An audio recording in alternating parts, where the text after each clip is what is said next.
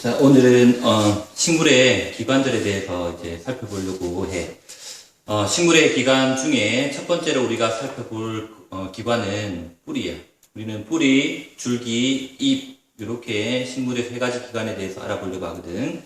그 중에 첫 번째 뿌리에 대해서 한번 알아보자지. 오늘 우리가 배울 학습 목표는 뿌리의 구조 어떻게 생겼는지, 그 다음 그 각 구조의 기능, 뿌리가 가지고 있는 기능에 대해서 우리가 설명해 볼 수 있다는 것이 이번 시간은 학습 목표가 되겠다. 자, 그러려면 일단 뿌리의 종류에는 어떤 게 있는지 알아봐야 되겠지. 뿌리의 종류. 크게 뿌리의 종류를 두 가지로 나눌 수가 있어. 하나는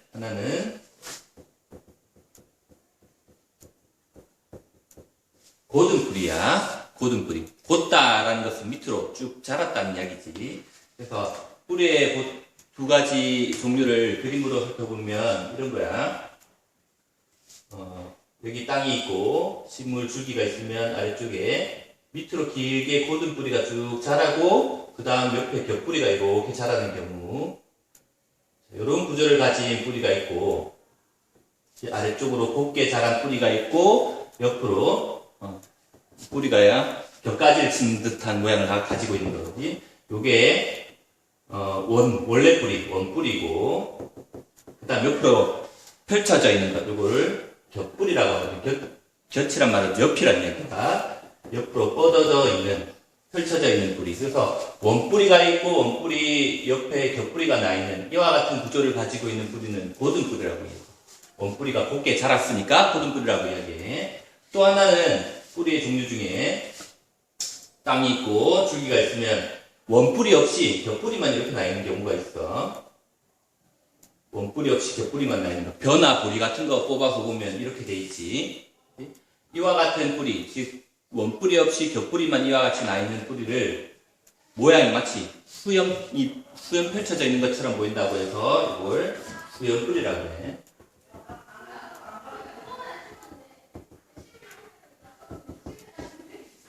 곧은 뿌리를 가진 식물들은 주로 쌍떡잎 식물.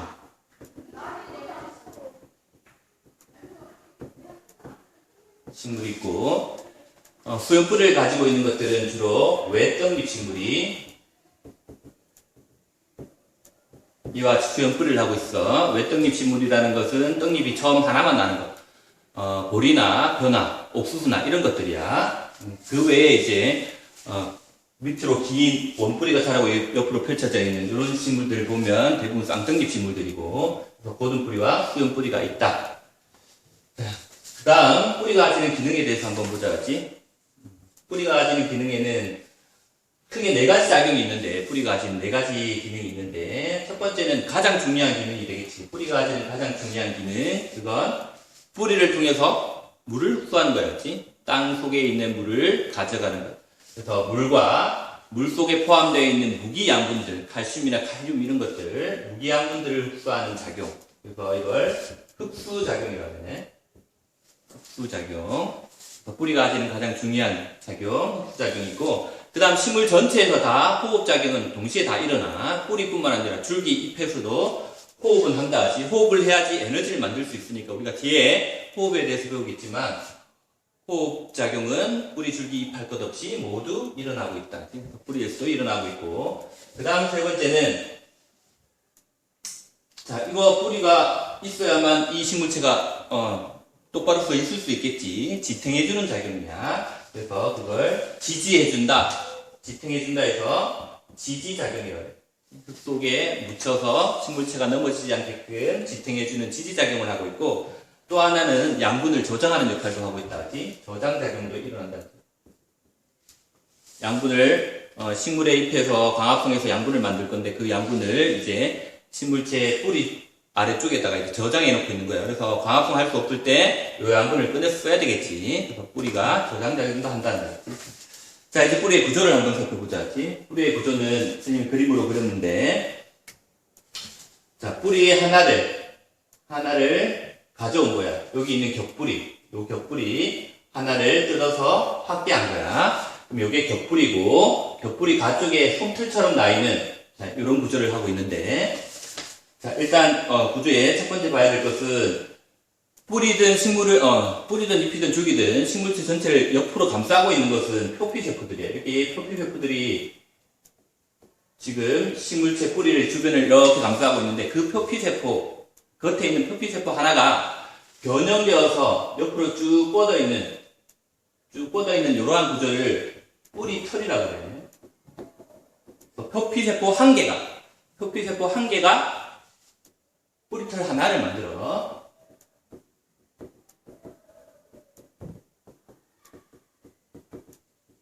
변형되어서 뿌리털을 만들게 되고, 이 뿌리털을 통해서 이제 무기양분이 흡수될 거예요. 그래서 뿌리털은 물과 무기양분을 흡수하는 역할을 해. 이 뿌리털은 아주 많이 나 있어. 솜털처럼 아주 많이 나 있거든. 그래서 이 뿌리털이 아주 많이 나 있기 때문에 흙 속에 있는 물과 접촉할 수 있는 표면의 면적이 아주 넓어지게 된다. 그치? 뿌리털이 많이 나 있습니다. 하나하나마다 접촉할 수 있는 면적이 늘어나는 거야.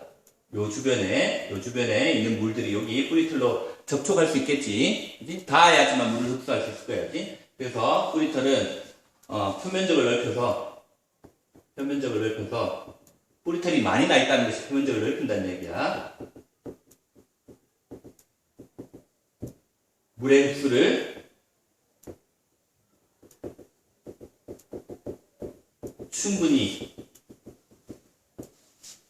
물을 충분히 흡수할 수 있게끔 해준다 하는 거야지. 그 다음 이제 뿌리의 구조에서 요 가운데 아래쪽에 있는 요 부분 주변에 작은 세포들이 쭉 둘러싸여져 있어지. 여기를 우리는 뭐라고 하냐면 생장점이라고 해. 첫 번째는 뿌리털을 받고, 두 번째 생장점에서는 여기서 세포가 나눠지는 세포 분열이 일어나. 세포 한 개였던 것이 두 개였던 것이 네 개였던 것이 8개, 이렇게 자꾸 세포를 만들어내는 곳이거든. 그래서 세포가 만들어지면, 세포의 수가 많아지면 점점 커지겠지.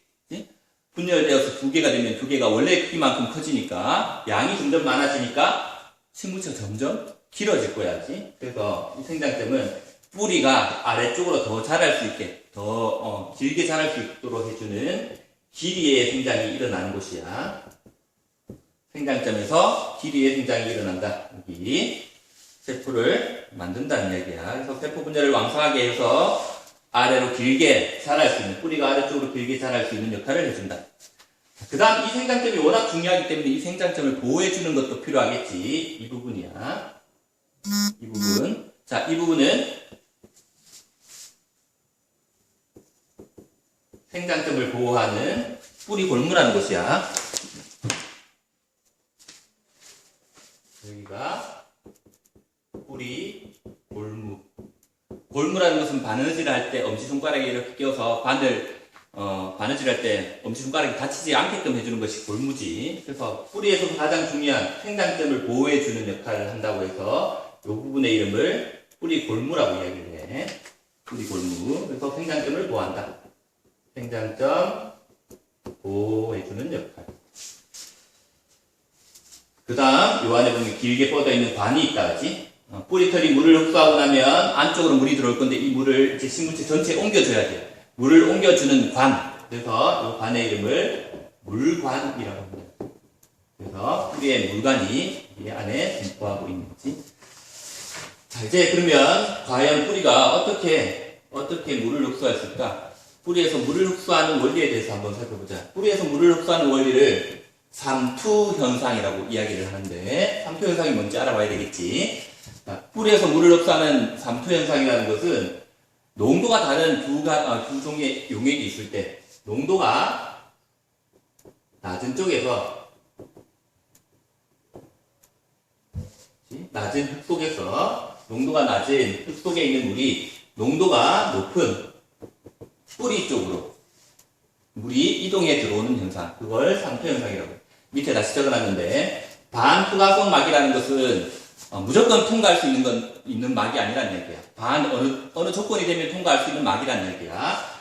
보통 세포막이 그와 같은 반투과성 막으로 이루어져 있는데, 이 반투과성 막을 기준으로 해서, 전개로 해서 농도가 낮은 쪽에서 농도가 높은 쪽으로 물이 이동해가는 그러한 현상을 삼투 현상이라고 해요.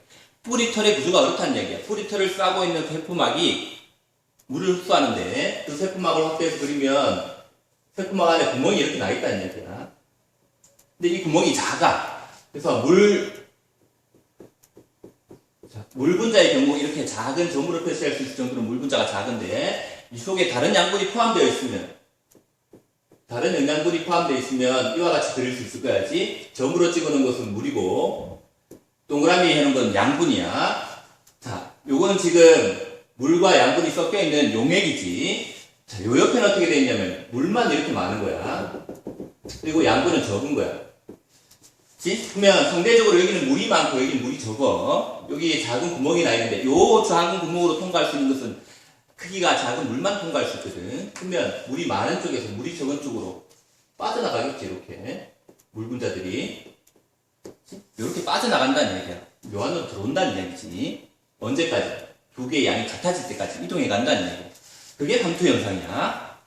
그래서 아주 가는 구멍이 나 있는 막이 있는데 그 막을 기준으로 어느 쪽이 물이 많은가를 살펴보는 거야. 농도가 적을수록 물이 많은 거야. 그래서 저농도, 물이 많은 쪽에서 농도가 고농도면 물의 양이 적다는 거지. 물이 적은 쪽으로 물이 이동해 가는 거야. 그래서 농도가 낮은 저농도에서 즉 농도가 낮다는 말은 물이 많다는 이야기야. 물이 많은 쪽에서 농도가 높은 즉 물이 적은 쪽으로 물이 이동해 가는 현상을 삼투 현상이라고 하고 그걸 이용해서 흙 속에 있던 물들이 뿌리틀로 이렇게 들어올 수 있다는 이야기야. 그러면 흙 속에 있던 물이 뿌리털을 거쳐서 뿌리 내부로 들어오면 물관을 타고 식물체 전체에 이동시켜줄 수 있겠지. 이걸 삼투 현상이라고 해. 잘 기억해야 되겠지. 삼투 현상. 저농도에서 고농도로 물이 이동하는 현상이야. 자, 이렇게 해서 우리가 뿌리의 구조에 대해서 대략적으로 살펴봤었지. 물은 항상 저농도에서 고농도, 즉 흙 속에 있던 물과 식물체 내에 있는 물을 비교해보면 식물체 내에는 영양분이 많이 들어있거든. 그래서 농도가 진해. 하지만 흙 속에 있는 물은 그렇지 않겠지. 그래서 흙 속에 있는 농도가 낮은 물이 뿌리 안쪽으로 들어올 수 있게 됩니다. 오늘 이렇게 해서 뿌리의 구조와 뿌리가 가지고 있는 기능에 대해서 우리가 한번 쭉 살펴봤었지. 내용을 집에서 이거 동영상 들으면서 그 내용을 잘 정리를 조금 해봐. 정리해서 가져오면 모든 학습할 때 도움이 되겠지. 오늘 수업 여기까지.